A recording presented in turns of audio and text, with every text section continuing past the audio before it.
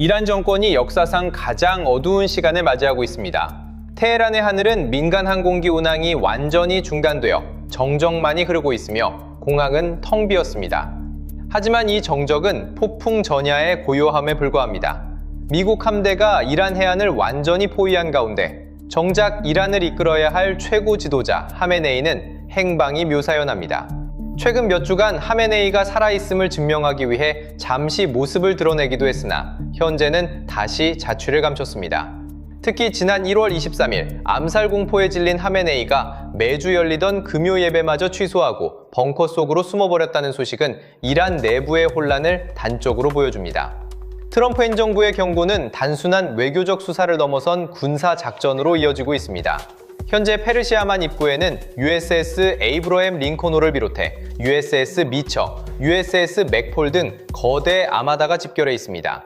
오만만 근해에 닻을 내린 이 함대들의 토마호크 미사일은 이미 목표물을 조준하고 있습니다. 더욱 주목할 점은 민간 항공기의 움직임입니다. 에어프랑스, 브리티시 에어웨이, KLM 등 글로벌 항공사들이 줄줄이 이 지역 운항을 중단했습니다. 군사 용어로 킬박스라 불리는 프리파이어 존을 만들기 위한 사전 정지 작업으로 이는 대규모 공습 24시간에서 48시간 전에 행해지는 펜타곤의 표준 절차입니다. 중국의 긴급 지원과 고양이와 쥐 게임이 조용히 진행되고 있습니다. 고립된 이란을 위해 중국이 긴급하게 움직이고 있습니다. 최근 48시간 동안 중국의 Y-20 군용 수송기 20여 대가 테헤란에 착륙하며 비밀 에어브리지를 구축했습니다. 이 수송기들에는 미국의 스텔스기를 탐지하기 위한 HQ-9 장거리 방공 시스템과 GPS 교란 장치 등이 실린 것으로 파악됩니다. 하지만 미국의 기술적 압박은 집요합니다. 지난 1월 23일 미 해군의 최첨단 해상 초계기 P-8A 포세이돈이 이란 영공을 직접 침범했습니다. 이는 단순한 항로 착오가 아니라 이란의 방공 레이더를 깨워 위치를 파악하고 하메네이가 숨은 벙커에 전자신호를 기록하려는 의도적인 도발이었습니다. 군사적 압박보다 무서운 것은 내부의 균열입니다. 신성한 의무인 금요 예배마저 취소하고 지하 벙커로 숨어버린 지도자의 모습에 이란 국민과 지지자들은 큰 충격에 빠졌습니다. 테헤란 거리에는 사령관이 겁을 먹고 도망쳤다는 속삭임이 퍼지고 있으며 이는 군의 사기를 원자폭탄보다 더 강력하게 파괴하고 있습니다.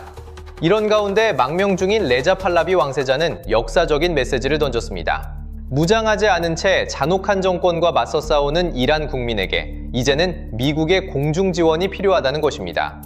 이제 이란 국민들에게 미군은 정령군이 아니라 하늘의 기갑부대로 인식되기 시작했습니다. 이란 정권의 결정칼을 날린 것은 오랜 우방이었던 러시아의 외면입니다.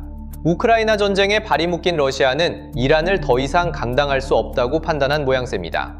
러시아 외무부 대변인 마리아 자하로바는 이란 내 자국민들에게 숨거나 떠나라는 긴급 대피령을 내렸습니다.